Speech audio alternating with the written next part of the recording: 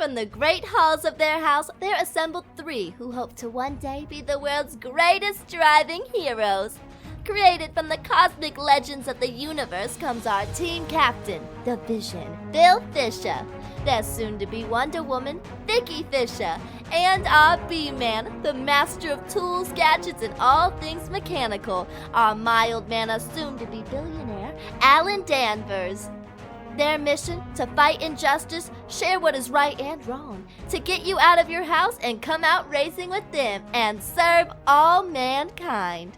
They are the Garage Heroes in Training team.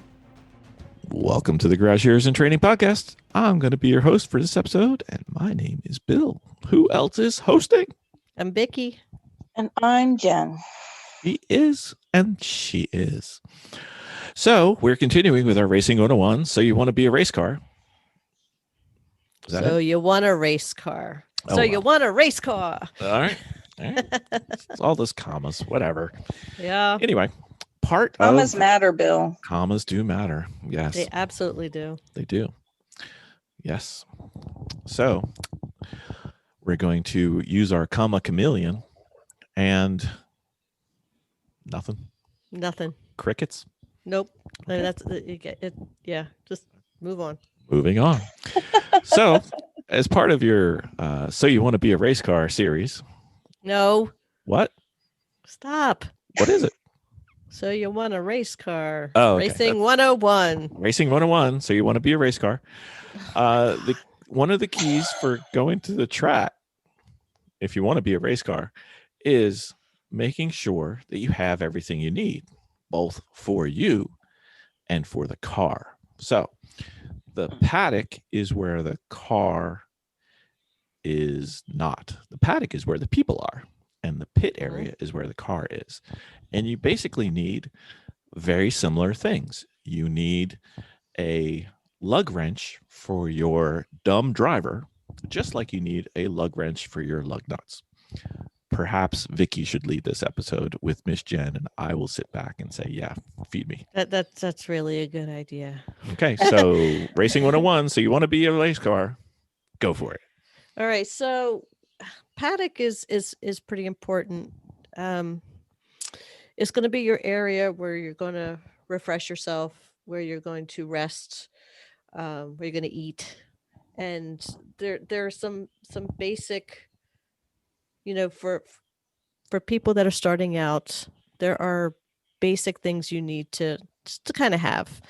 I'd like to start off with setting up your camp area and of the likes. Jennifer, you want to help me out? Yes. So, it's not necessary. Some people stay in hotels, but there's other people that have RVs or trailers or tents and stay right there at the site. Infield. The infield.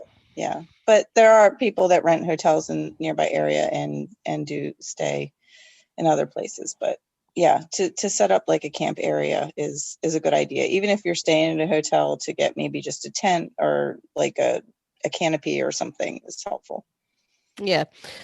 If you plan on staying at the racetrack and you don't have a trailer, and we've talked about this before on our past episodes, there's this wonderful option out there that you can rent an RV from people who have RVs and just aren't using them for the season, or they just would like to rent them out. And they do have delivery options, and they do have generator options. So these can be found at a website called Outdoorsy, which I use frequently, and I use RV Share also. And again, people have shown up with tents, at the same time. Now with these other two services, you can get a trailer of any size, and Especially if it's like a NASCAR or an Indy track. They're crazy. yeah. So, and there's people that are local. You can have it arranged to be delivered and picked up. So all you have to do is just show up. And then the reason why I like to do this is that it's about the cost for us if we stay in a hotel. It comes completely stuck. One room. So if you have more than one hotel room, it's Yeah. way cheaper. Yeah. So it also comes fully stocked with all your linens and your sheets and your towels and set up for dry camping. So they'll have all the water will be done also is filled up. Um, and sometimes they have a generator with them. Sometimes you might have to pay a little extra for the generator, but it's nice because you can be at the track. And with that, sometimes things happen after the race and you have to stay at the track. So it's nice to have a place to be at and a place to rest during the race also, which is why I enjoy that. So also, Also saves time because if your hotel's a half hour from the track, yes. that's an hour Hmm. round trip. Right. And then there's times when you're going to have to wake up super early and you're going to have to drive. And then you're really, really tired and you don't have a place to rest. So you got to head back to the hotel. This is just an option that we prefer. Not everybody is like that. So, but I'm just offering that this has worked with us and for us. Um, the other thing that I recommend is when you set up a paddock area is you really should call the track ahead of time, figure out what your amenities are.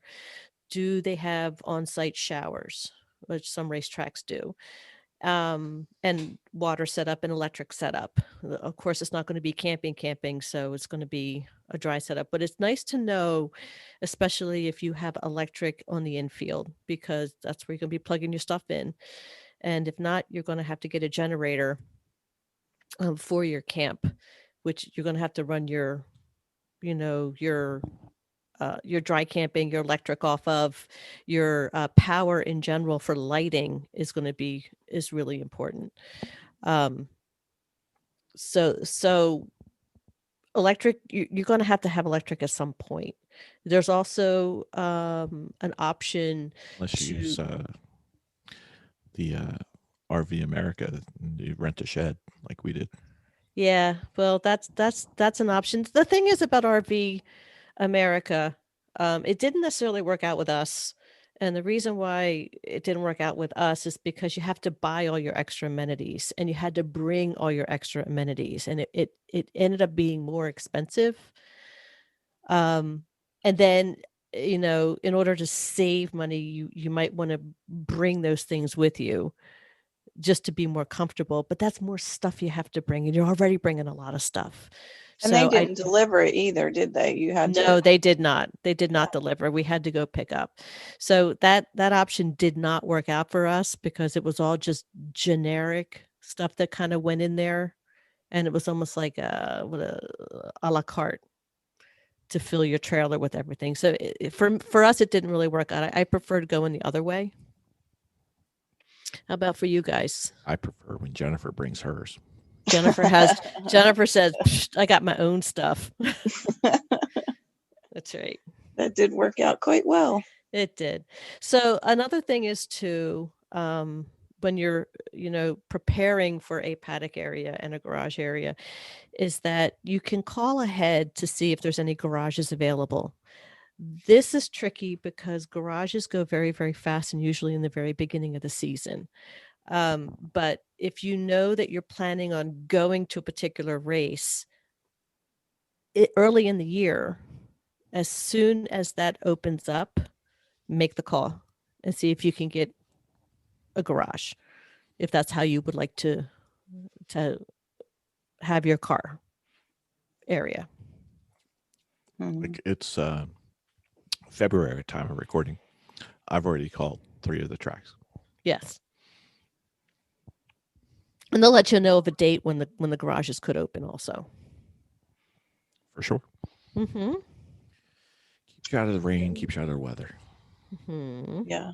So the basic setup for the paddock is, again, think camping. So first thing you have to do is you have to determine who is going to be your paddock queen or king.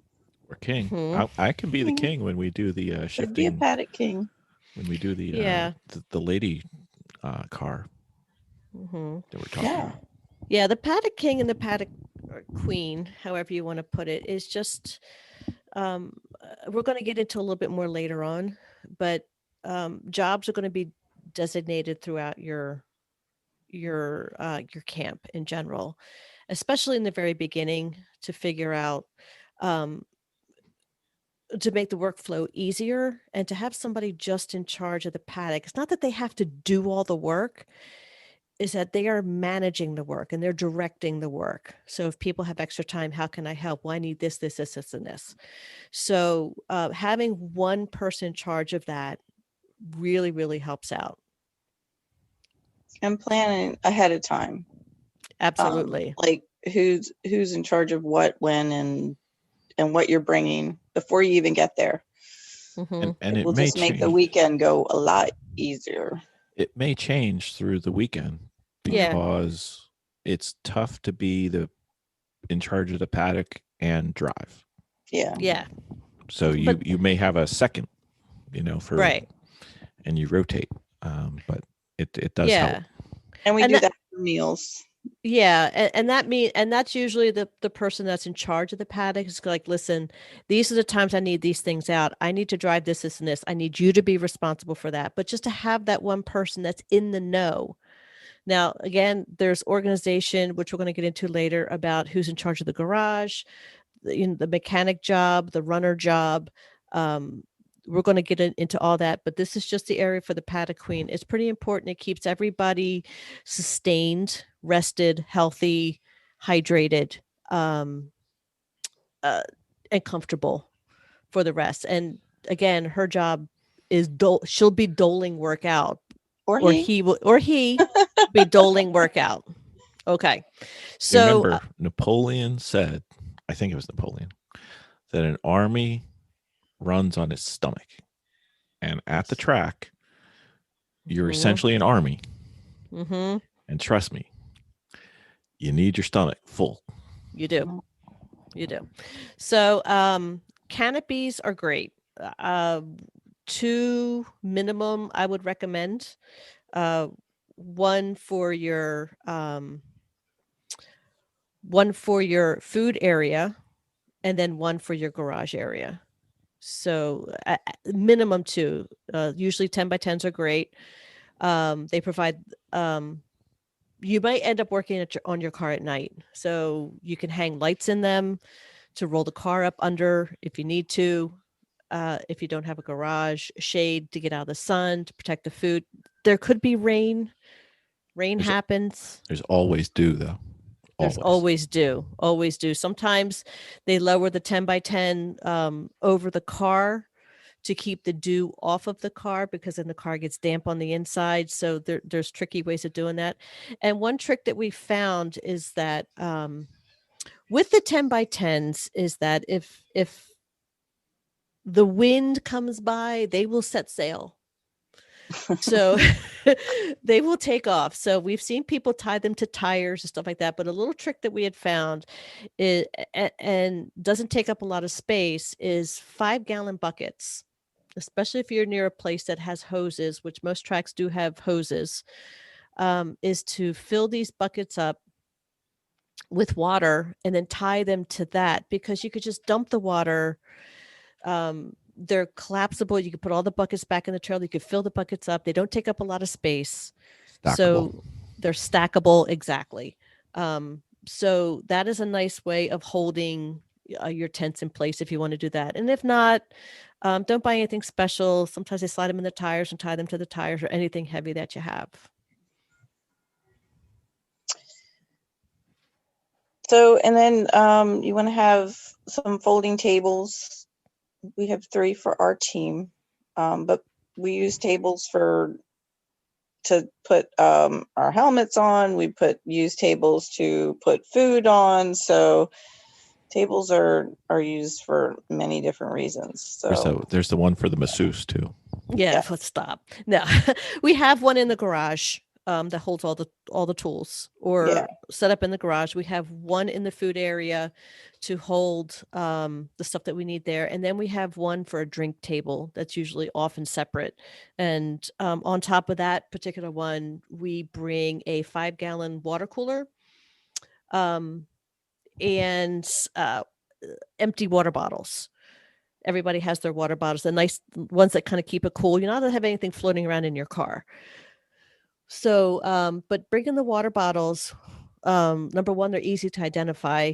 It minimizes your waste because, anytime you have those paper cups or something like that, paper cups, oh my God, the one year we had paper cups and bottles of drinks, like sodas and stuff. I mean, the entire time it's just cleaning up paper cups, half full bottles of everything. So this kind of works out because your water stays cooler, and you can just save your bottles of drinks for later on.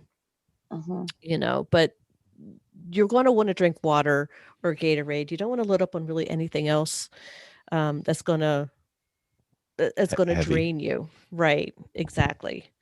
Also recommend bringing a couple gallons of fresh water. Always good. And if you don't have to so much bring it, but there's stuff that you can get if the supermarket's close by the night before. So you might not want to pack several gallons of water. You can probably just run out that evening, go grab a couple gallons of water and a bag of ice for your coolers. And anything else Depends you on the might need at track. the market. Yeah, depends on the track. Sometimes you're really in the middle of nowhere and you got to bring your own, but it is what it is. Mhm. Yes. Yeah. So, and chairs, you want to bring some folding chairs to sit in. So definitely to rest in between your stints. Mm-hmm. So you can be comfy. Mm-hmm.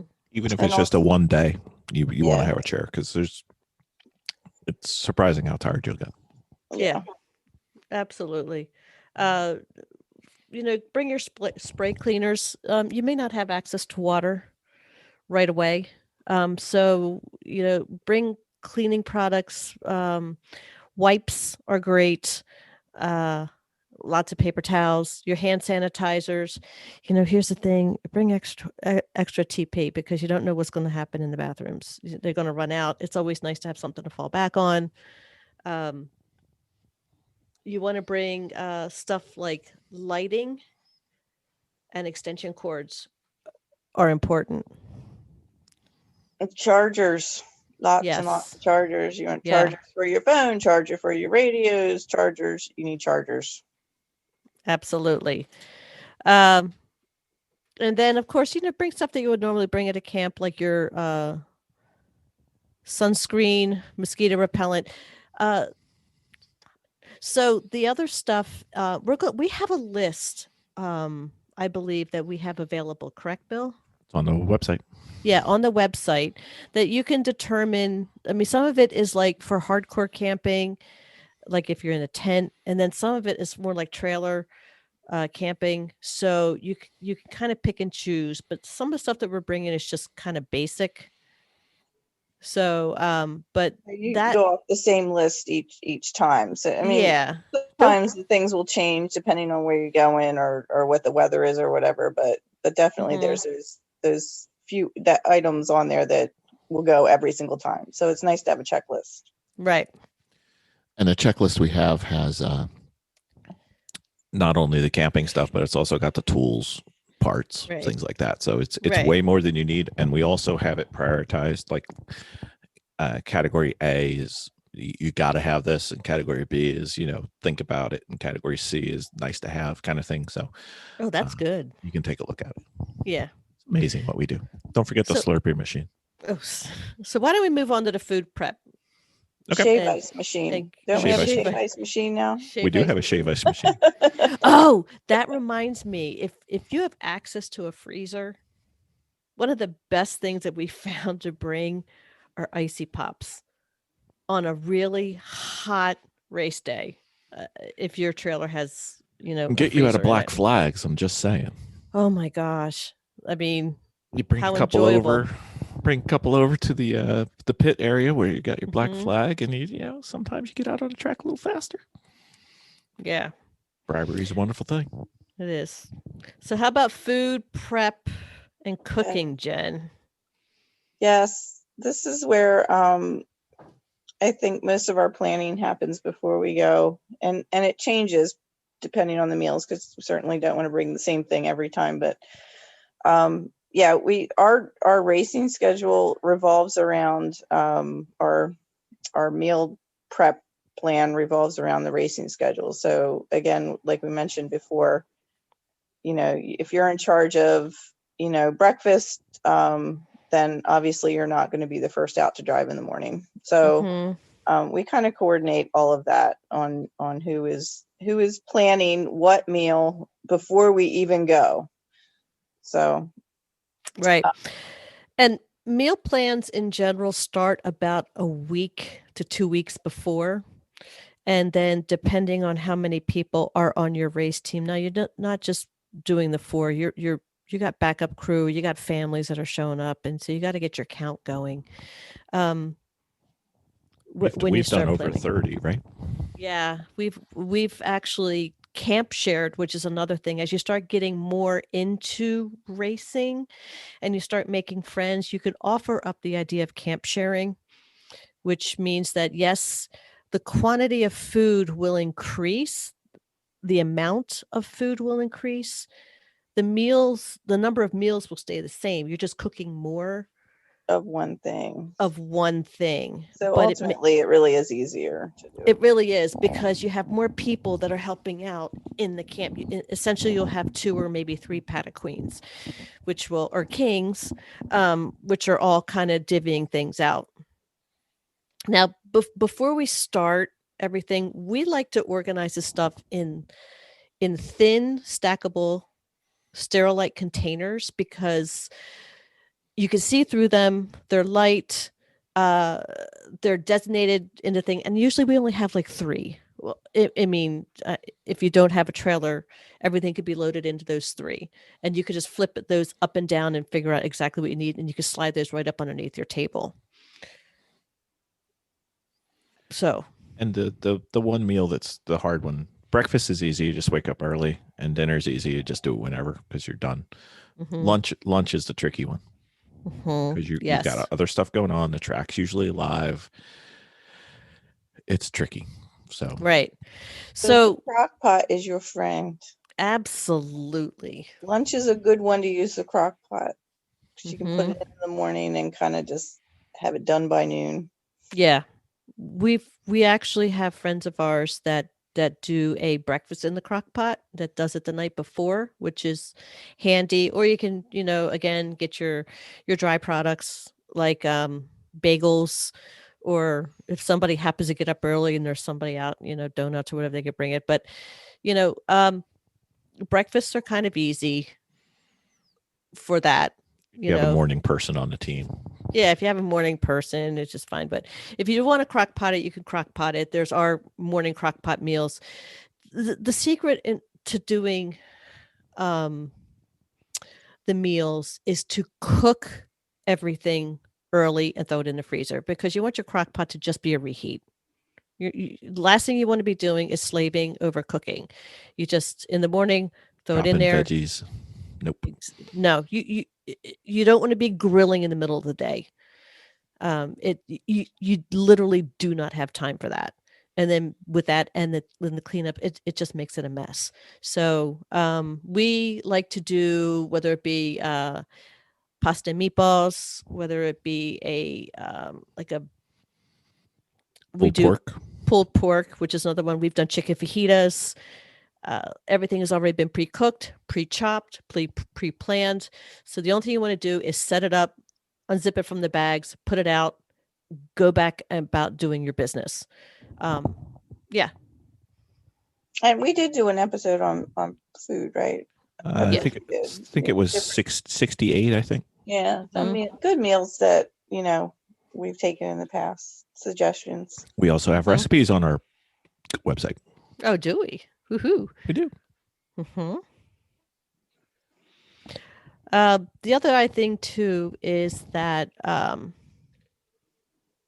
when you have large groups, divide your meal plan. So you want 3 breakfasts, 3 lunch, 2 dinners, because on the last dinner you're just pretty much going to be picking from the cooler, or you're going to be hitting the road. The last day, you're going to be out by 5, or between 5 and 7. It's a mad dash to get out, because everybody's got to hit the road. So they're most likely going to be stopping on the way, just grabbing a bite on the road and just bugging out. So you don't really have to so much worry about that last dinner. You just pick whatever you have. We had started, it doesn't work for me, but we had started like picking up like sub sandwiches and things, just so something you could just drive away with and just kind of deal them out, because then you don't have to stop. But it's not a bad plan. You just don't plan on setting up a cooked meal for You're that gonna have last. a lot of cleanup with at the Right. very end. No, exactly. Think of it as something you can eat on the run. Is the way to go. Exactly. So you want to minimize your waste where possible.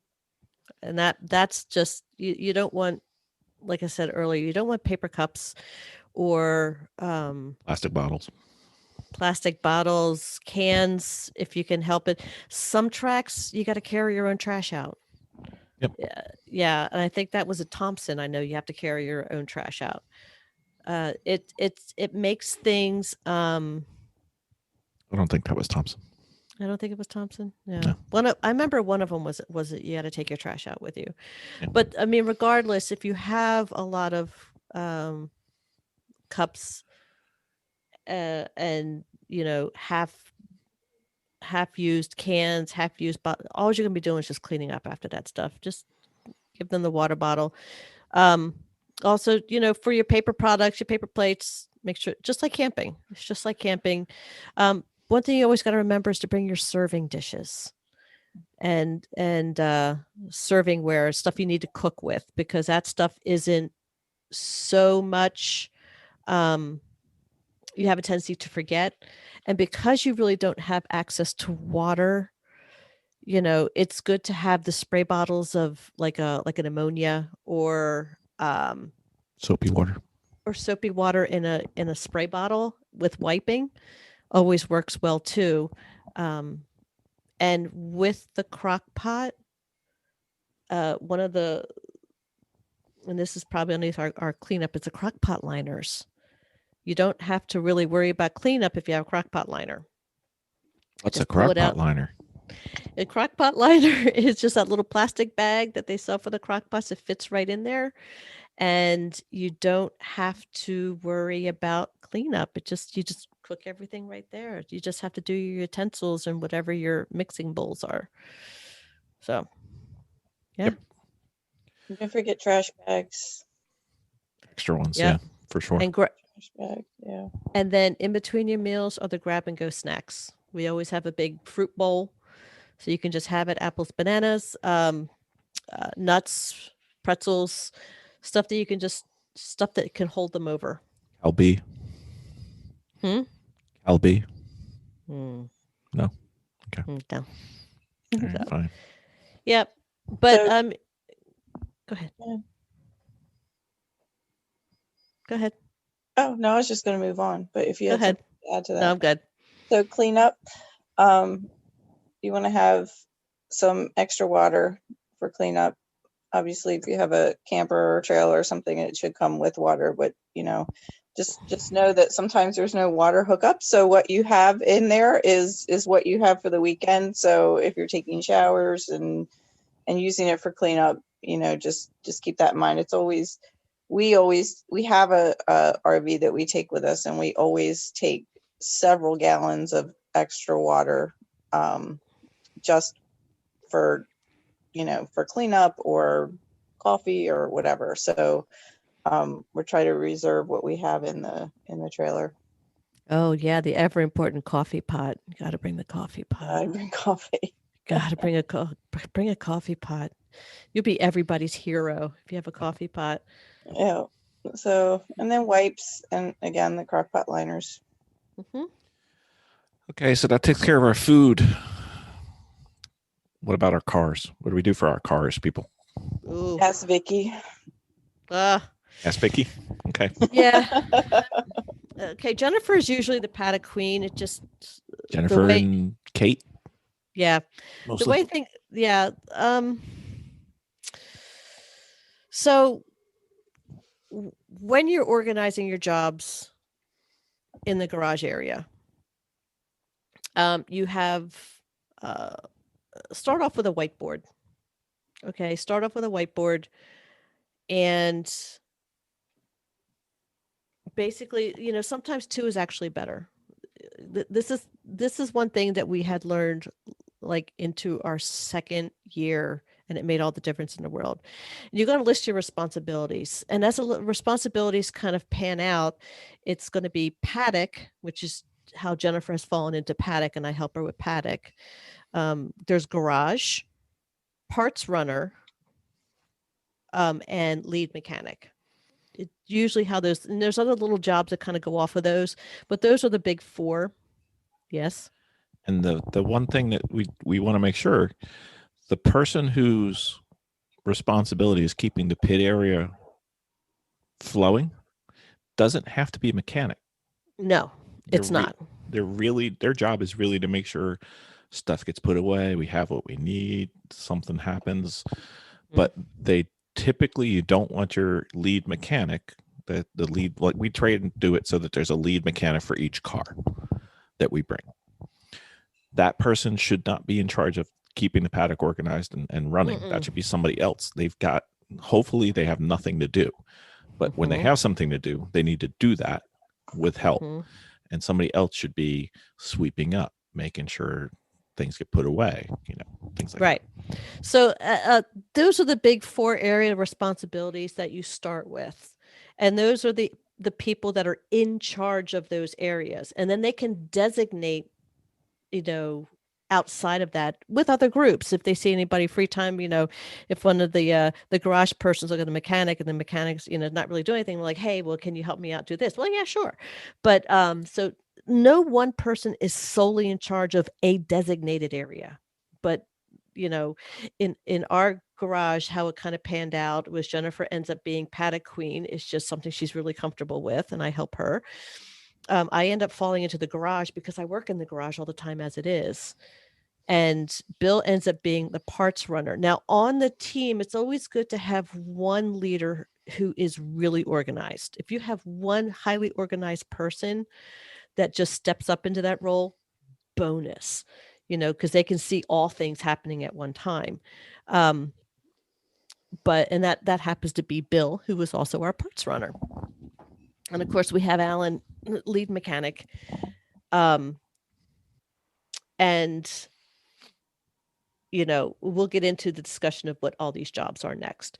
But okay, so right now we're discussing about the whiteboard. So you want the list of responsibilities and who's in charge of those on that. So just no confusion to start out with. And then on those same boards, you use them for your driver's times, how long the car is on the road, what those times are that the car is running.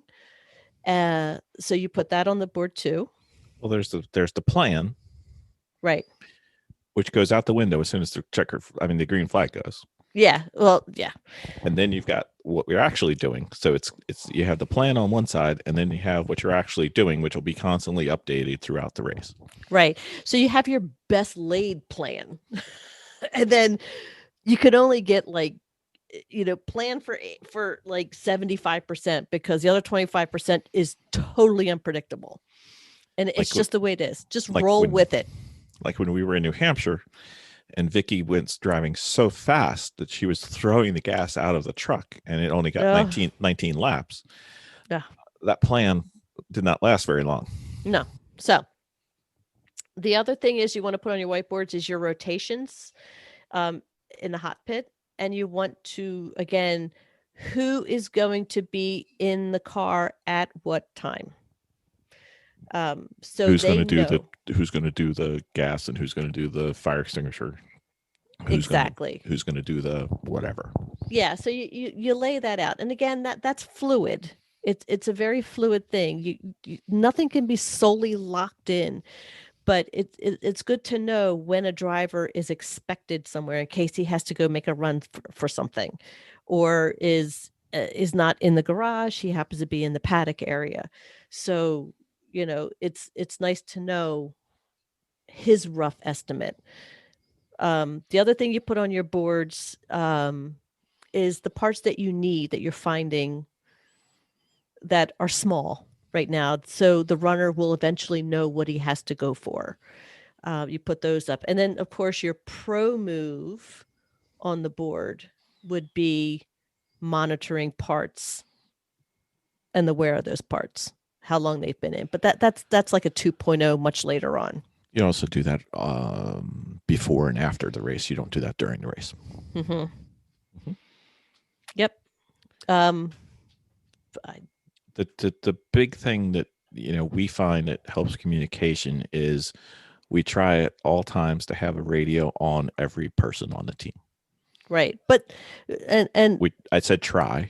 Right. Still working on that one. Right. But you know what? If you don't have radios, because this is a beginner 101, do you necessarily have to have a radio? Well, no, you really don't. Are they nice and extremely helpful? Yes. You can get away with your phone, and we're going to discuss those on later on. You can, but if you can get to the point where you're running 2 cars or your team gets bigger, it's kind of critical to have. Right. Right. So, and let me see. And then, of course, you also separately from your whiteboard, you have your nut bolt car prep checklists, which are very crucial. You have to, what you're going to prep the night of a race, the night before the race, after the race, and what are you going to inspect, what are you going to check, what are you going to have to run, do you have gas for the next day, things like that. So you just that way you don't have stupid oversights. Right. So this is the area. I mean, your checklists are separate from your whiteboards, your radios are separate from your whiteboards, but all those things that I discussed just previously, your list of responsibilities, the times your drivers have to be in the car, how long they're going to be in the car. And it's always nice to kind of have the like little race times there, just for kind of like, oh, this is what your race time was. The rotation around that and who's going to be in the hot pit. Then your second board will also be parts that are needed. And maintenance items that you might have to do. Right. And then it's a nice place also to kind of pop up notes that you need for the rest of the team. Now, these whiteboards hang out in the garage itself. Or the trailer or wherever. Right. Exactly.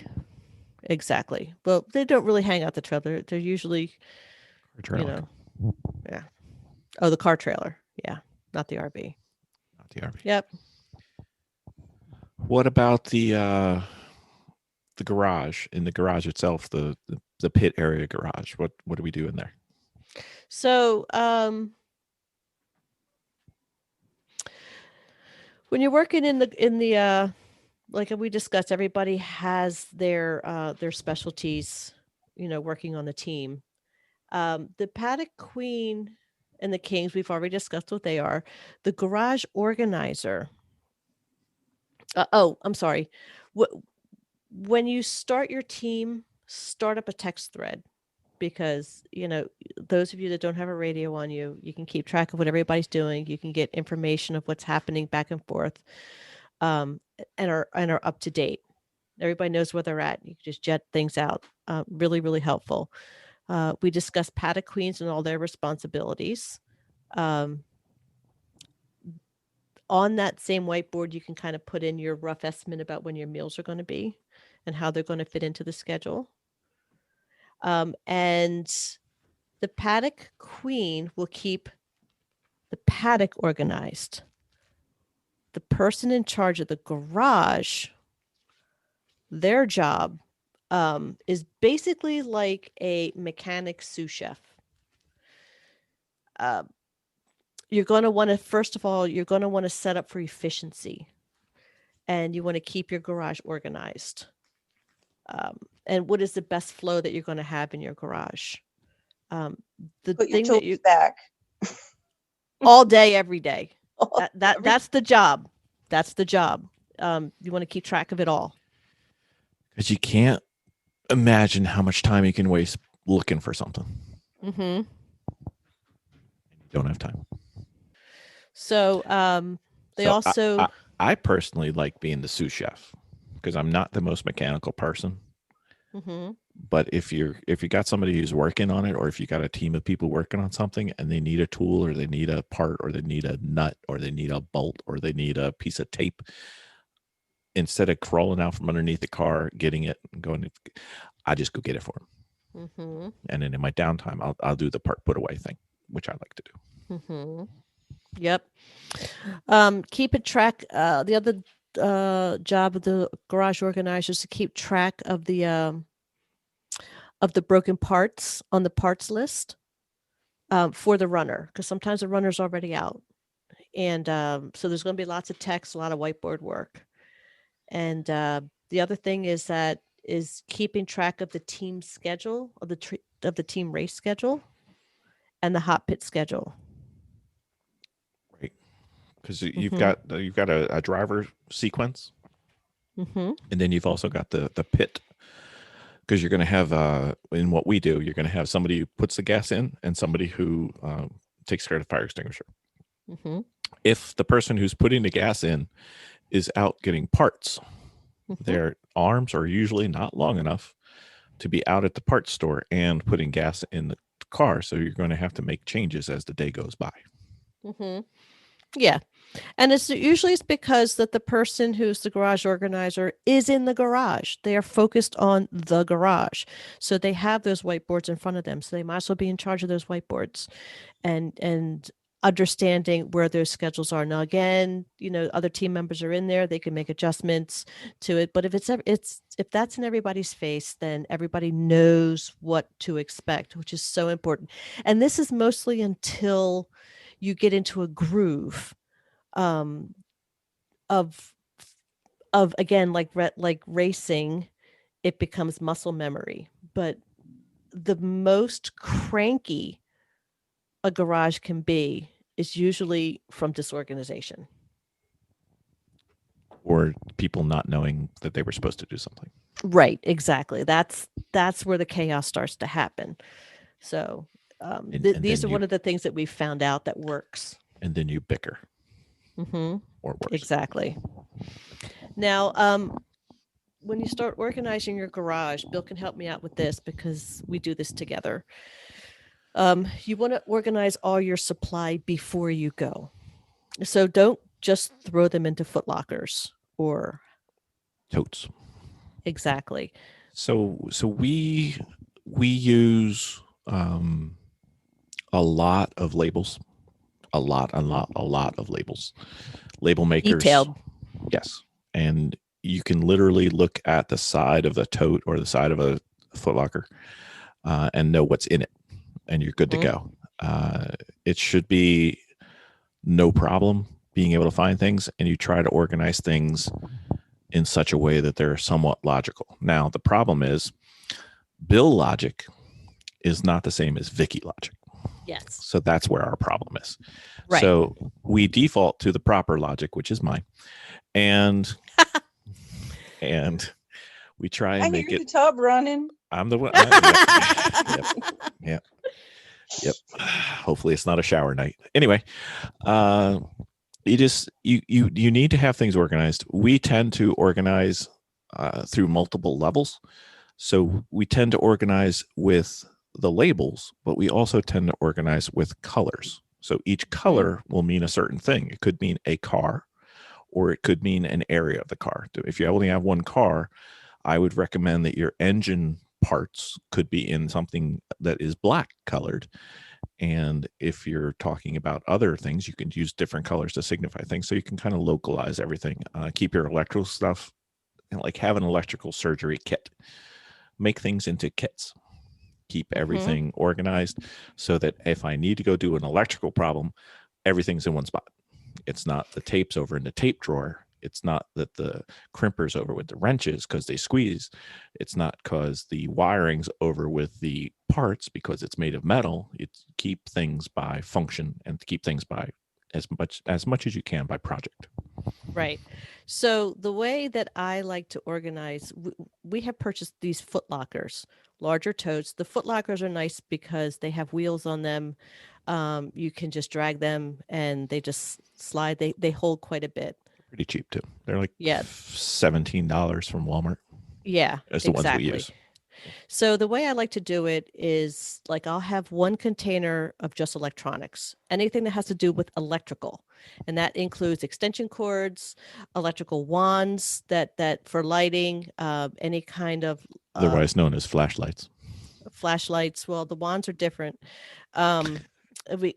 extra batteries, light bulbs if you need the light bulbs would be in there. Anything that has to do with power would go into electronics one. Then I have one for the outside of the car. I have one for inside of the car. And that could be in the cabin of the car. Right, exactly. Then I have one for small repair items, and that could be our lug nuts, our gaskets, our nuts and our bolts, our small tools. And the thing is that we have these little containers that have gadgets in them. And with that, like for the outside of the car, that could have stuff to pertain to wheels, or the lug nut, like the lug nut holders. Theming, racer Exactly. tape, things that damage the body of the car. Exactly. And that could also be cleaning items for the outside of the car. Yep. So especially the glass. Exactly. So with that, when we have these small kits, Bill and I have just went through all these small kits, and we have taken Sharpies and we've written on the top of them and all three sides. So no, Bill and I have used the label maker because the Sharpie doesn't work unless you absolutely have to. Okay, I use the Sharpie because it's easier to see and it's much larger. Mm-hmm. So we are husband and wife, and we will continue to bicker about this. So we can do this your way or the right way. So my fifth container would have larger tools in it, and that might be my torque wrenches. That could be my crowbars or breaker bars that don't fit into larger containers, but larger kits would go into larger one. And then go ahead, Bill. We tend to put the larger tools all together in a tool chest that we have dedicated for going to the racetrack. Mm-hmm. If you can do that, it's great. If you can't, some of these things are inconvenient lengths. Like a breaker bar is usually 20 inches or 36 inches or something in between, and those are hard to pack. So some things just don't pack well. Right. And my last container would, unless there's one for consumable parts, which now we've started to include, would be fluids. I keep all my fluids in one container because sometimes the fluids burst, and it's just nice to have one for that. It's a mess. It is. Now, on the outside of my container, I know Bill has done labels, and he's done labels to put up on the shelves. What I do is, because these containers are fluid in a sense that things change on the in and out. Transient. The transient, yes. So I will take a Post-it note and I will label what it is, and I will detail what is in that container. So when they sit inside the shelf, I can just look down, know exactly what's in it, and know exactly where that item has to go back. But you'll tape over the Post-it note so that it's absolutely, yeah. So waterproof and semi-permanent.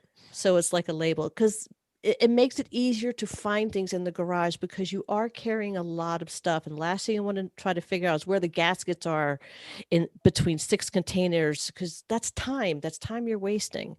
So you want to be as detailed as possible, and getting ready for a race can take up to a month. You also don't want to spend 2 hours looking for something that you didn't bring. Right, exactly. So that's our list of how we organize our foot lockers. Usually we'll take about 5 or 6 with us. We now have a car trailer with a tool chest in it, but there's other ways you can carry your tools. So I'm going to let Bill go ahead and talk about the necessary garage tools. Again, we have lists for all these things. Yes. So, you're going to need your typical automotive tools. You're going to want wrenches and sockets and various types of wobbles. If you have car-specific tools, like we have a BMW race car that we use that has a very specific tool that makes things very easy to change the bearings on the front wheels.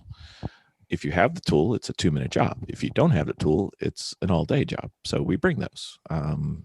You bring, an assortment of screwdrivers, an assortment of what else do we have in those drawers? We have pliers, we have crescent wrenches, we have things to scrape things. We have all kinds of just various hand tools. And then on the bottom 2 levels, we have our battery operated tools. Those are things for either cutting, drilling, or grinding. You're going to want to drill. You're going to want, we have an impact wrench that we use for lug nuts. We have drills that we can use for screwing things or unscrewing things, or hopefully unscrewing ourselves. And, just be prepared to do whatever you need to do. And we try to bring those. We do like having one tool set that we dedicate to bring to and from the track. It is not our best tools. It goes to and from the track, and we have a way of losing things. So it's relatively cheap and inexpensive to replace them. You're going to probably have to bring extra 10 millimeter sockets because they tend to just evaporate. Don't know where they go, whatever. It is illegal to go under a car that's on a jack. So you're going to have a jack, but in order to work underneath the car, you have to have the jack stands. It's safer and much safer, and it's required. What you do need to have, though, is if you're not on a stable surface like concrete, if you're on asphalt, especially when it's warm, you're going to have wooden bases, or else the jack stands will go into the floor and start sinking, which is not good for your jack stand, not good for your car, and definitely not good for the track. So, and some racetracks require that. All racetracks require that. Just some don't check. Yeah, so they're very easy to make. There's this particular plumber's. It's not a wire Strapping. Exactly, and the plumber strapping goes over the wood that just fits around the bottom, and you just drill it in. Now you can find the ways to do this on YouTube. It's really quick. It's really easy. Rob Kreider's got a good article on it as well. Yeah, which that's always good to have. I would say, go ahead, Bill. I was going to say if you do search, Rob Kreider's written an article on those jack stands with a base, and he does it very well. He also takes it a couple steps further, which are very easy but very helpful. Mm-hmm. And then if you want to upgrade from jack stands, we have something called a quick jack, which is basically a hydraulic lift that you put on both sides of the car, and it lifts the jack up. Makes everybody happy, and very portable. Very portable. Not cheap, but very That's cool. 2.0. That is a 2.0 level, or as Alan would call it, a pro move. A pro move. So exactly. Vicki likes bringing a small stool or chair to work on. Alan had brought over a Little Tykes chair that went to a toddler set, and it is the perfect chair for working on the cars. It is lower than a rolling stool. We have several of them. Yeah, we have several rolling stools, but we have several Little Tykes chairs. Oh, we seem to really enjoy that the most. I do, at least. For sure. Mm-hmm. Definitely need to have a torque wrench. Sometimes you'll need 2. Just remember, foot pounds are not the same as inch pounds. That matters both ways. One's not going to be tight enough, and one's going to snap your bolt. So be careful with that. And then oftentimes you'll want to bring something before it seems to be a problem at the track that batteries die. So either bring a jump starter or something to charge a battery or something to jump start a car. It's just necessary.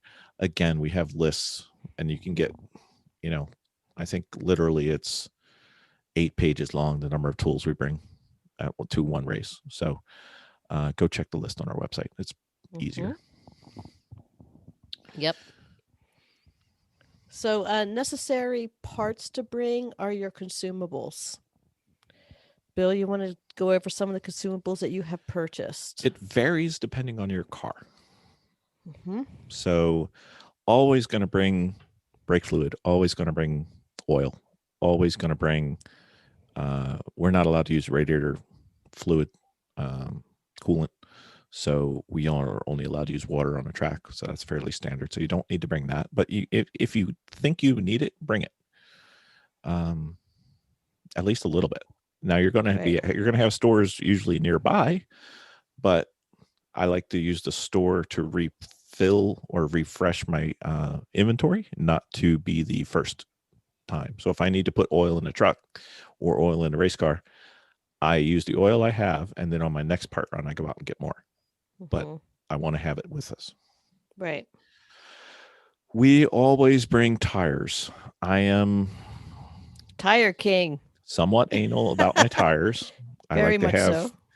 I like to have at least one set that's in good racing shape. I like to have one new set, and I like to have one rain set for every race. You don't have to do that. That's just me. If you know it's going to be a very dry weekend, don't worry about bringing the wet. But I bring them anyway. Bill, we have so many tires that we bring. She's just tired of it. But we are prepared. We try. So, So for the hot pit, we're going to revisit the hot pit. I think we might have talked about this in our previous 101 podcast episode. What you want to do for the hot pit is you're going to need about a minimum of 4 gas cans. And they are special race gas cans, 5-gallon. Usually. And yes, and they are usually with the very large nozzle hoses that fit into the gas can. But make sure that the very large hose will fit into your sometimes very small gas lid. Yes. Of your car. Absolutely. So you're going to want to bring a wagon to bring these. We like to, in the past, right? In the past, we've used the collapsible wagons. That seems to work. It'll carry 2 or 3. You want to carry at least 2. Ideally, you want to carry 4. Right. But we started out with the collapsible. It worked out very, very well. Yeah. Not my favorite. I know it's not your favorite, but it did work out very well. And we did upgrade to the metal. Go ahead. It's like a green metal grate garden wagon, I think it is. I think ours carries 3. If it was a little wider, it would be perfect. But remember, you're not just carrying gas cans, you're also carrying fire extinguisher and a fire extinguisher. And it's a great place to put the lids off your gas cans as they're empty, so you don't lose them. Because I think the first race we went to, we lost every lid, and then the second race we went to, we lost every lid, and the lids are like $10 a piece, so it gets expensive. So have a place to put the stuff. Right, and you're going to want to have a fire extinguisher, like I said, and a tray. But there's special trays that you want to catch your gas waste that's going to spill out, and that's what you take to the hot pit, and that stays together. So usually that stuff sits just outside the garage, and you can't leave that stuff in the hot pit. I guess certain races you can. Go ahead, Bill. It depends on the series. Some places you have to bring it to the hot pit, do what you're doing, and then take everything from it. Some places you can camp out in the hot pit. Some places are in between. Be prepared to bring it back and forth, but sometimes you'll be allowed to keep it there. Exactly. And then moving on, let me see, radios. Can you race without them? Sure. I mean, there's enough information that is going on around that if something's going on with your car, you're either going to get a tow or somebody's going to tell you something's going on. So if you don't have radios, that's fine. You can level up to that, for starters. But, basic for starters is definitely going to be your phone, not on the track, but your team can get away with texting all their information out. The big one for the radio is you can go to the car. That's why the radios get important. Yes. You can talk to your drivers. Exactly. And you can, if you're ready to go ahead and make that cost to your team, then you can start out with a minimum of a radio for the hot pit and a radio for the car. And then you can level up from there. Yeah, So I you think wanna- eventually you want to get one for everybody on the team, Right. Yeah. but grow into it. Yeah, as you're going. exactly. So Bill, what is some of the main phone apps that you must have when you're racing? You must have the ability to call people, and you must have the ability to text people. Beyond that, your phone does something else. there's What lots of does it things. do? So there's 2 or 3 different. Your phone, your rattling is killing me. There's a couple apps that you can use. You can use I think it's Race Hero and Lap Timer. Let me see. Hold on. Race Monitor and Race Hero. Those are 2 apps where you can, if they're running with where they're keeping track of the lap times, you can get your lap times. You can see your position on the track. You can see how everybody's doing, and you can watch that. And you don't have to be at the race. You can watch along anytime. And then there's other apps and other things that you can do to get more and more detailed. First one's probably going to be Harry's Lap Timer that you can run within your car. And then there's various other levels of apps and telemetry that you can do, which are way beyond what we're going to get into now.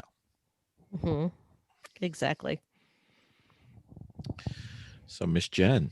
So next up is runners, and our best runner is Mr. Bill. Yep. So you need a designated person that is going to leave the track and get things that you need at the very last minute and bring them back in an expeditious way. And that would be Bill. And not get lost at the local. And not get lost. So they need to be able to locate all of the parts stores, junkyards, and no, I'm kidding. don't necessarily be kidding. I've done that too. Mm-hmm.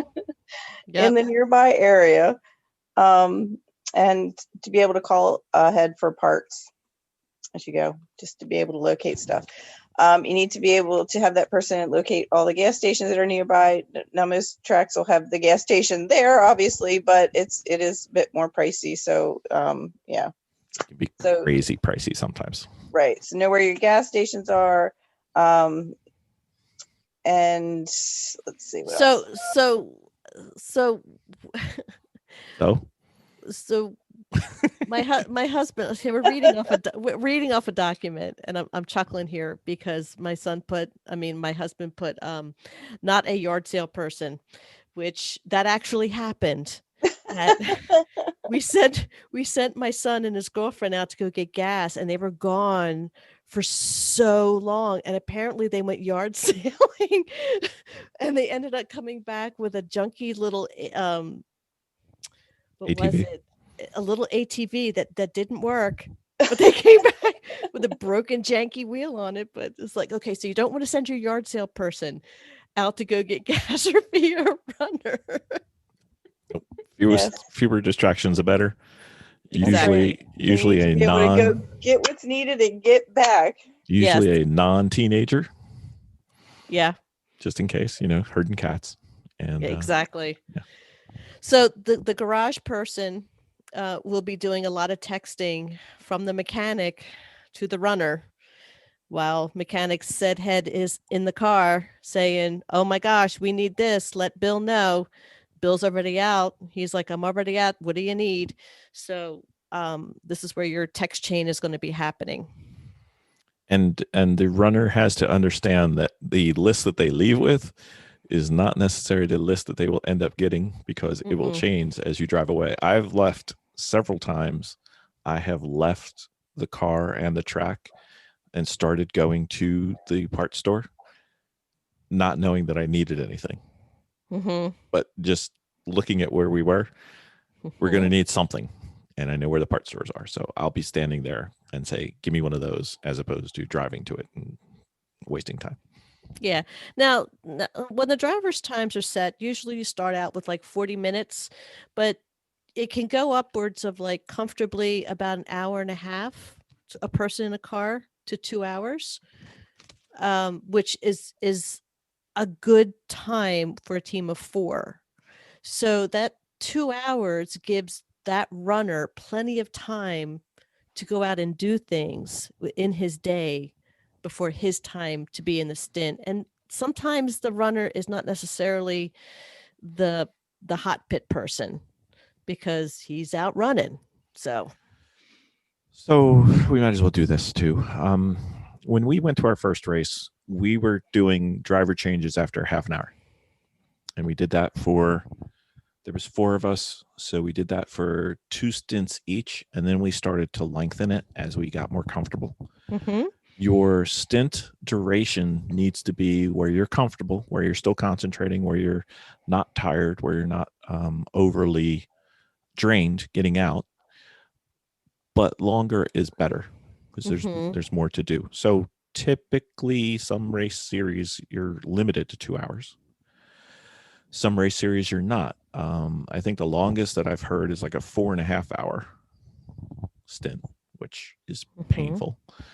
2 hours is something you should probably try to work towards. 1.5 hours, 2 hours. You should probably work your way up to it. Jen's still working her way up. She's starting to get more comfortable. I think she's going to go longer this year. We didn't get a chance to really race last year for time, or duration, I guess is a better way to put it. Yeah. But 2 hours to me is not that big a deal right now. I can do 2.5 hours easy, unless I get a leg cramp and then I get picked on by everyone racers. But that's a different story. And it is pretty draining. You sweat a lot. Well, there's just a lot of information that's going on while you're driving the car. So it's great for ADD people, you're constantly on alert. So, okay, those are the responsibilities of the runner. He doesn't necessarily do food runs. He doesn't necessarily he's mostly in charge of parts, and tracking, and his job is tracking down these things at the same time. It's not just, hey, I need a part. The place is going to have it. It's going to take time while he tries to track those parts down. That's his job.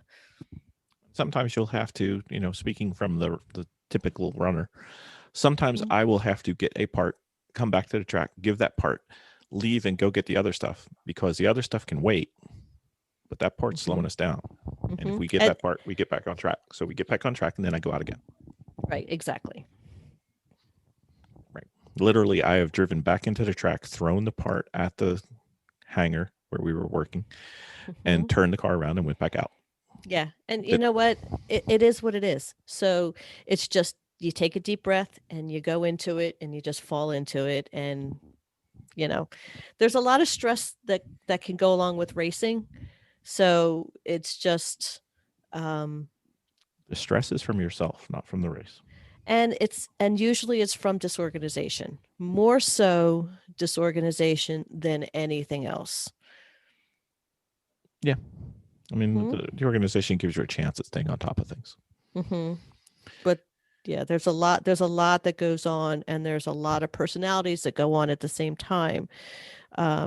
And a lot of expectations a lot of moving parts and a lot of expectation that may not be met. So, just remember, as we're going through this, is to have a good time. You're there to have a good time. And if you're having a good time, the race will happen.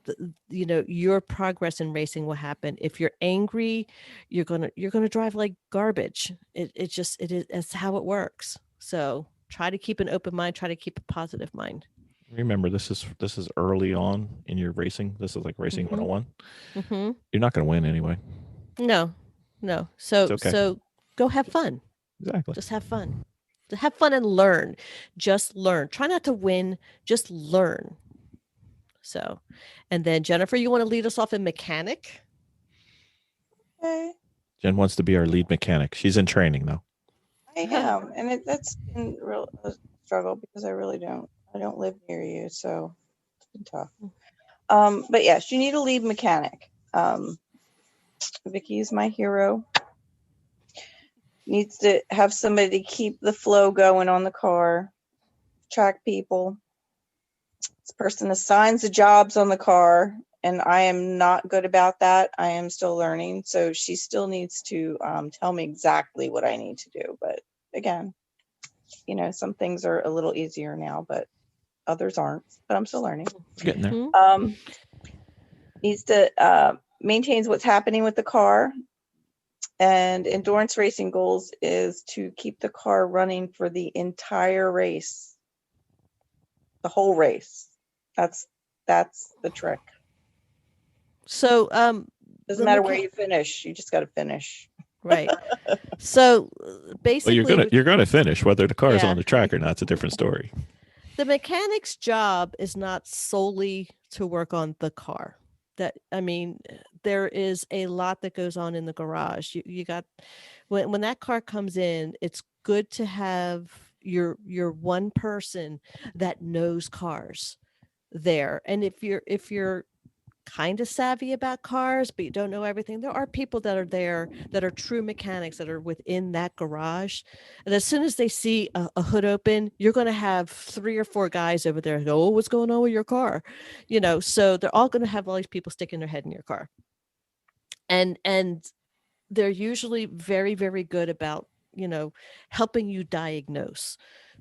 But the lead mechanic's job on your team, or the mechanic's job on your team, is just to get the workflow going. So you might be coming in and saying, "I hear something going on up, with one of the tires doesn't feel right." Well, as you're prepping your car, also you have the one mechanics is assigning, "I want you to go around and make sure all the lug nuts are tightened to this PSI, not Torque spec. PSI, yeah, torque spec." Or there's something that's going on inside the hood. He's designated, "Well, I need you inside the car to do this for me." So he's just directing the work and working on the car itself. And he's telling the people that are less skilled, giving them the jobs that they need that they can do. Plus, you have the one person behind you, the sous chef, who's cleaning up and handing the parts over, making the job quicker. And then he or she is maintaining what's happening to the car on track.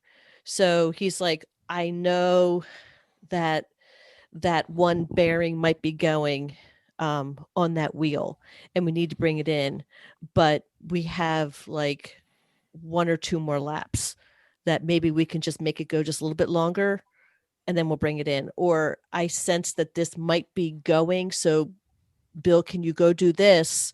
Because I predict that, we're obviously having a problem with the fuel something. I forget what did we have a problem with the Fuel last pump. one? Fuel The pump. fuel pump. The fuel pump is going to go. I'm sensing, because something's going on, but we won't know until we take it out on the track again. So you hear it going, but we know it's going to happen. He's keeping track of what's happening to that car. Now, our cars have always broken down on the track. I'm just going to tell you, they just have, because we've had a couple successful races, but usually our head's in the car. It's going to change this year. It's going to change this year. We're in training. We think we have this nailed down this year. Some people just don't have those issues with the cars, but it's still the mechanic's job to keep track of what's happening to that car. And the job is, go ahead. Well, the one thing that we've noticed is certain races will go smoothly and there'll be time, and other races will be just a big old cluster and there'll be no time. So if you have time, one of the things the lead mechanic can do is help the junior mechanics and mechanics in training learn things. But some races, that time will be 0 or negative, and there's no time. The most important thing, if you're at a race, is to get back on a racetrack. It's not the time to do your training. It's not the time to do, teach somebody how to do stuff during the race.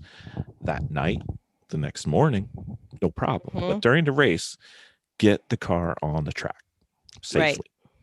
Right. The idea about the endurance racing that we do is keeping the car on the track and keeping a driver in the seat at all times. Speed is only part of it. The car sustainability is a massive part of it. And you don't want to beat your car up going around the track. Nope. We had one of our better finishes at our first ever race, not because we were fast, because we were anything but fast, Mhm. but we had one of our best finishes at that race because the car never broke. Mhm. And we were taking 30-minute stints, remember? So we were not breaking the car, but taking breaks in the car just every half hour. And still we did pretty well. I'm looking it up right now. I think we finished around 50% in the race that weekend. And it wasn't because we were fast at all. It was, if anything, we finished that well in spite of ourselves. Yeah, we finished 82nd out of 140, and we had something like close to 30 pit stops when you could have done 5, Mhm. maybe Yeah. 3. I mean, but we didn't know, and we still had a great time. Right. So, yeah. So, I mean, keeping the car running definitely is huge. Keeping a cool head, keeping the team aligned. Yeah. And just keeping the mechanic's not in charge of the flow of the garage. The mechanic's in charge of the flow with the car. The flow of the garage has to be the sous chef job. And that's just making sure that the mechanic has what he needs and is able to find what he needs. And that garage person could have her head in the car too, or his head in the car too. It's You'll just that's end how up it's gonna work. doing everything. Right. It's Now just everybody's going to be crisscrossing jobs, but having those basic jobs set up that we just discussed is a good start. And then if you see that somebody needs help. If you have free time and if you're just cooked and you have to go rest, and let people know that you're going to rest and set your alarm for resting. But there is always something to do at the track. You are truly never sitting idle until you are done with the race. And even then, you could be working off into the night because something might have happened. Or you could be helping somebody else in their car.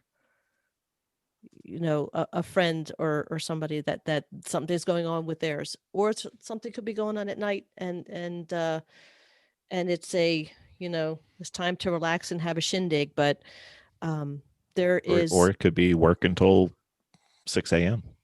It could be. And that is not unheard of, to have people work till 3 or 4 o'clock in the morning because they have decided that they are going to race. They have blown an engine. They have found an engine, and they are going to flip that engine. And they will put in an all-nighter. Or try. I think the goal is finishing in some of these races, is just to finish, even if it's half a day, even if it's the last couple hours, to have a car go across the finish line. Even if it's 1 lap. Yep. You paid to be there. So we did 3 laps or 4 laps at Portland. Yep. And we worked the entire weekend basically doing it. Yeah. Now our cars keep breaking. Not anymore. Well, we've learned why our cars keep breaking, and it's because we suck. We didn't know what we didn't know. So we no, exactly. Us starting out in racing, not knowing anything at all. Didn't realize what kind of maintenance needs to happen on these cars. Now we do, and in the off season. So this year I predict a better outcome. And you can follow along. On our kit. Listen, we are not professionals whatsoever. We're not paid like it. We're not even stellar racers, but you are following on our journey of learning. I don't know. I've seen you and Jen. You've raced a couple Stellas. Yeah. I drank a couple Stellas. Drinking more Stellas. That's right. So race hangovers are a real thing. They are, especially Monday. Mm-hmm. Monday morning, you usually feel like junk. Mm-hmm. So, and just perspective wise, how everybody's always trying to get their 10,000 steps in. It is so easy to get 20 or 30,000 steps a day at a race weekend. Oh, it's easy. It is. And that's not counting the racing, because the racing doesn't give you any steps. Mm-hmm. Yeah, wear a Fitbit at a race weekend. Yeah. Yeah. Make sure you challenge somebody to do some type of event for the weekend too, because you'll win. It's awesome. It is.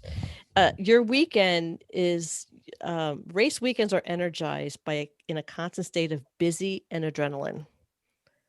And there, like I said, there's always something to do. Nap when you can. Rest comes after the checkered flag. Slurpees come first, though. That's right. That's right. That's right. Did we get anything? Did we miss anything, Miss Jen? I don't believe we did. That was quite comprehensive, Mr. Bill. No worries. I think the only thing we may not have covered is be prepared for weather changes. Yeah. Weather changes throughout. Usually we'll get there on a Friday. We'll race all day Friday, Saturday, and Sunday. Mm-hmm. Daytime, nighttime, different temperatures, sometimes wet, sometimes real cold, sometimes real hot. Better to be prepared. Still looking for a solution for racing the car in the cold and wet for our hands. Anybody knows any? GarageHairsandTraining@gmail.com. Everything else is fine. We just can't figure out what to do about the hands in the wet and the cold. Yes. Besides turn into a human claw. Yes, please, somebody tell me, because right now it's shorter stints and claw-shaped hands that come off the steering wheel, barely moving, and then having to go find a heater to thaw my hands out. Yes. Yep. So, GarageHairsandTraining@gmail.com, or somebody studious at home, figure it out. We'd love to have it. Or if anybody can invent something, they'd make a ton of money. They would. I'm willing to help. So I think that wraps up our 101 for Paddock and pit stop Paddock and garage area and garage and all that. So we'll call that a short one for this one, and we'll be back with another episode in the series of So You Want to Be a Race Car? No, So You Want a Race Car? Oh, Quit teasing me. Oh, I'm sorry. I keep getting it wrong. My bad. And this is Bill Fisher signing off, going to sleep in the bathtub now. Have a great night, everybody. Bye. Bye. Okay. Game over, man. Dominating with Dawson. Welcome back to Dominating with Dawson, the Racing 101 segment. So, Ben. Hello. How are you? Doing great. How are you guys? We're doing good. We got everybody in town today. We got Vicki. Hi. And we got Jen. Hello.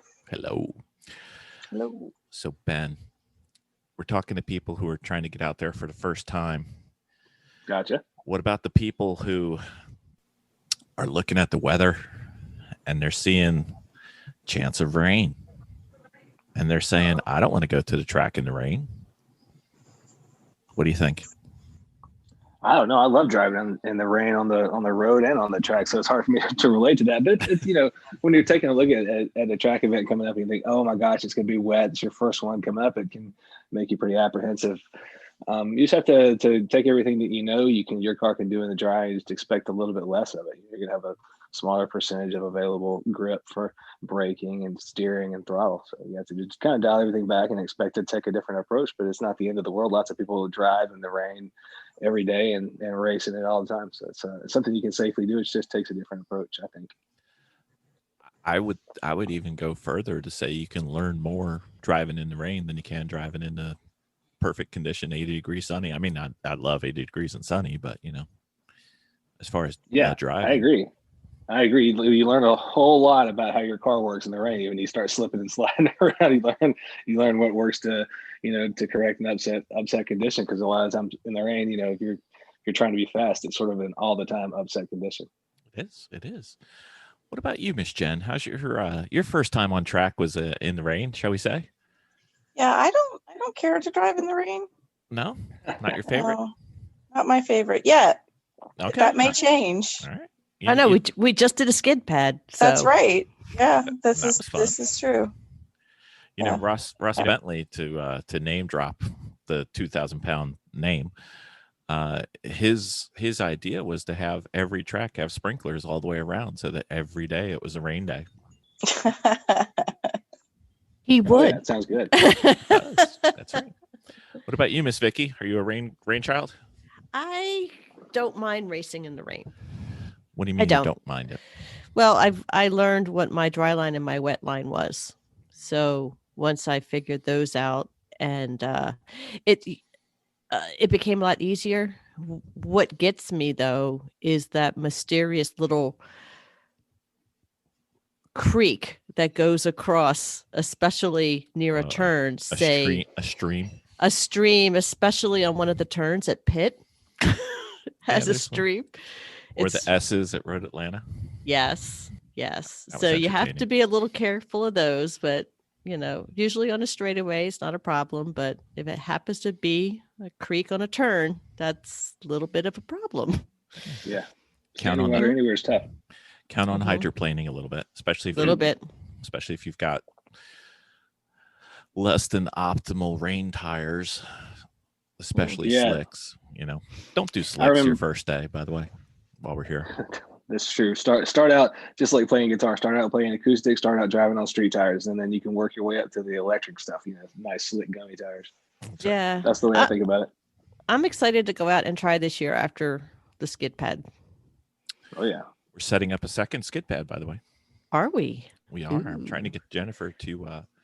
She sent me her list of days off. I just need a confirmation she'll be able to attend. I would like to try the skid pad without the turbo. Or dial, because when the turbo kicks in on a skid pad, I have a tendency not to be able to control it. If I had a steady car on the skid pad, that might be a little bit different. Gotcha. She's a binary gas pedal girl. Well, at least for starters. I mean, I learned driving in a Miata that probably maybe put 105 horsepower to the ground, and you just use the throttle like a switch all the time. It was very binary. You're just on or off all the time because it didn't matter. I mean, you could stomp the throttle and anywhere. It was not like it was going to spin the tires or anything bad was going to happen. You just wanted all of it all the time. So that was a good way for me to learn. Yeah, I know. It's a difference on turbo and off turbos. Yeah, because when turbo kicks in, it's like it kind of thrusts it a little bit. So, I just found that there's a way we can dial it back on the inside.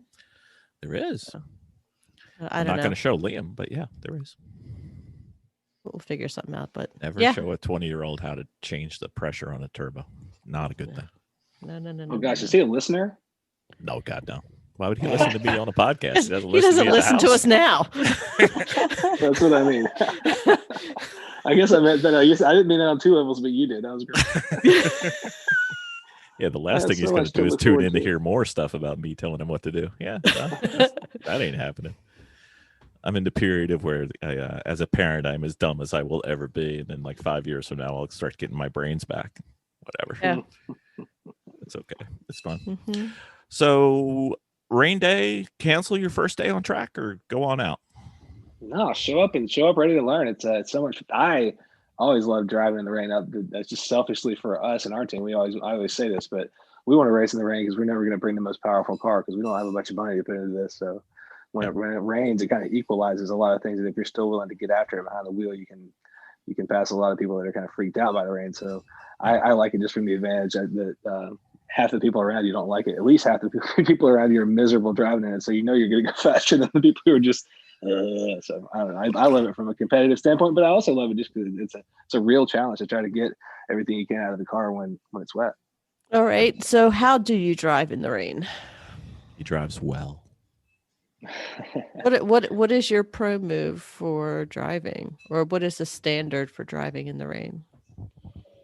Well, I mean, for one thing, especially if I'm in a race, usually I'm in a race or something like that, and I'm coming out. Say the race has already been going for a while or at the start, at any point, I'm going to try to look for other teams around me who I know are pretty good. And I'm going to see like, okay, we're headed down for the first time in turn one. I'm going to watch where other people are braking. And, even if it seems like everybody's being pretty conservative into the first turn, like, oh, everybody's really, really checking up early. yeah, you kind of go with it. You don't try to pass 30 cars if you think they're braking too soon on the start, because you don't know what the first time through that corner at speed is going to be. So it's Right. even in Formula One, you see the guys in the first lap in the rain maybe take it a little easier, and you magnify that a lot at our talent level. And so driving in, I use other people as a reference, other teams who I know are pretty good. So like, all right, that guy's trying that, and the next time in, I may pass that person because they're still doing the same thing, and I realized I can go a little faster.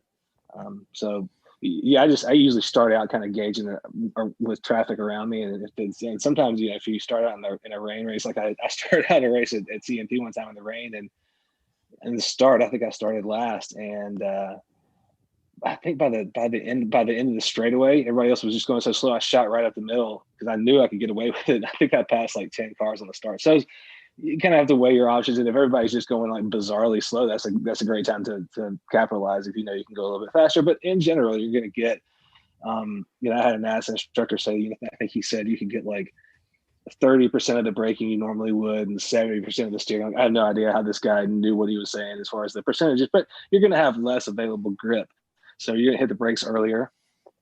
You're going to be less aggressive when you apply the throttle. You're going to kind of feel your way out. If it used to be a corner where you could kind of just jump on the gas, you're going to want to feed the throttle in the first few times. If you get there and you find out like, okay, once I kind of get the car pointed, I can still hit the gas pretty hard, then that's something you can discover. But you want to kind of work your way up and feel everything out in the rain. You can't just go out like it's a dry day and just hit it like you always would. You kind of got to feel your way around. And one of the big keys that I've found is if you're having trouble in the brake zone. A lot of times the brake zones are slick with the oil and that sort of things that get in the track, or the rubber, whatever else. Sometimes if you try to brake, you kind of go over one lane over from where you normally would brake, usually toward the inside. You might find some better grip over there. And so sometimes that's true for getting through a corner too, or just any other place. If you find your usual spot is slick, try a lane or half a lane over, and you might find some better grip than you normally would. So that's some good rain driving wisdom that I know of. So things to avoid in the rain: grass. Yep. Grass is bad. Grass is really bad. Grass is bad anyway. Painted surfaces usually Very bad. turn into ice. It's amazing. Sometimes curbs. Depends on the curb. It depends if they're painted. That's a big factor. Yeah. And it also depends on the profile of the curb too. Sometimes curbs that kind of go up and then flatten back out, they may not be that helpful for you because it's just another flat surface sort of lose grip on. Yep. After you've had a big chassis disruption. Areas of the track that look like they're a rainbow, avoid those. Yeah, why do they look like a rainbow? Who knows? I think Jennifer knows. Oil. There we go. Yep. Nice, Jen. And then hopefully not from your car. Hopefully not from your car. Yeah. Often it is, but yes, hopefully not. And then the last thing that it's not 100%, but typically the areas of the track when they're wet that are very shiny aren't your highest grip areas, and the things that look duller or less shiny tend to have more grip. Not 100%, but something. What about transitional phases, drying or getting wet? That's what I don't like. Yeah, see, I agree. I think when you kind of get used to driving a track that's pretty saturated, and it's been raining all day, and you can tell it's not changing materially. It's not getting wetter, it's not getting drier, but the track is pretty wet. Everybody gets used to it, but as the track, as it starts raining, you're driving around, and you feel that first moment where you're like, this raining a little bit, but it hasn't changed anything. And then you feel that first moment where you're like, well, okay, now I'm gonna have to start accounting for rain at this part of the track. Yeah. And then everything kind of changes a little bit, and it's tough. I think it's harder driving a track that's getting wet than driving a track that's drying, because as you're driving a track that's drying, you've always had the frame of reference of what it was like the previous lap. But I was going to say the first few minutes of rain are always the trickiest, because you just don't know how much goes away. It goes away, right? But how much? Yeah. I remember watching NASCAR like maybe in the mid 2000s, and they were racing at Charlotte, and it just started raining a little bit on the backstretch. And it was during qualifying. I think Dale Jarrett went out and was trying to qualify, and they had to call it because those guys race on slicks, and they have like 800, 900 horsepower. And he said, he was going down the backstretch, and even with a little bit of rain in those slicks, he said he was spinning the rear tires on the backstretch with the rain. They were just like, they can't qualify that way. So that really blew my mind. And we don't have anything like that, but you have to be ready for loss of traction and that sort of thing as it gets more and more wet. Just got to ooch your way. Ooch. Ooch. Is that a Scooch. technical term? Is ooching a racing term? Ooching. I think it is now. That's right. Trademarked by Garage Heroes in Training. Yes. That's right. Get that ooch shirt. Get your ooch merch. Get your ooch going around the track. This is far from the first word that you've made up on our podcast. So we'll just put it on the list. Very well. Keep it going. That's Squeak right. it in there. Keep it going. Yep. All right. Rain. It's a mental thing, but you should definitely do it. The other thing is, if other people don't like doing it and they don't go out on the track, there's more track for you. That's true. Yeah. I think to me, rain is such a joy. I would never think of avoiding it, but I can understand how it gets in people's heads too.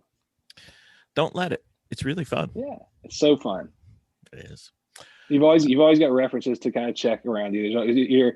Nobody's ever gonna, say like, all right, go out all by yourself in the rain and show us what you can do. Like, there's never gonna be a situation like that where you're ever gonna be singled out necessarily. You're gonna be out there with other people who you can use as visual references in traffic and that sort of thing, and references as to what you can get away with. We always talk about, sort of looking to cars that are similar equipment to what you have out there. If you notice a buddy in the paddock that's, driving the same BRZ setup you have, running similar tires, similar brakes, you've talked to them and you're in the same group, then maybe that's a good reference point to go see, try to go out and go together and see what you can get away with your cars, especially if one of you is a little more experienced. Yep. That can help out. Or ride with somebody. Always try to get a ride if you can, if it's safe. If it's safe from a standpoint of the track people allow it and there's no plague, then it's always great to ride with people, especially in the rain. Rain. Yeah, Vicki's shaking her head. It's just Vicki had a bad ride with. She gets That's sick. all right. I get sick in the passenger seat. Ugh, I do. It's terrible. I'll send you some rain videos. I always promise to send you guys videos, and I think I do it about 25% of the time. But that's okay. That's all right. No worries. We watch them. We even almost passed the test this morning, but that's different. That's a different podcast. It was a driving video. Let's be clear about that video. It was a driving video. Yeah. It was. All right. Very well. Rain. It's just water. Go have fun. Yeah. All right. Thanks, everybody. Thank you.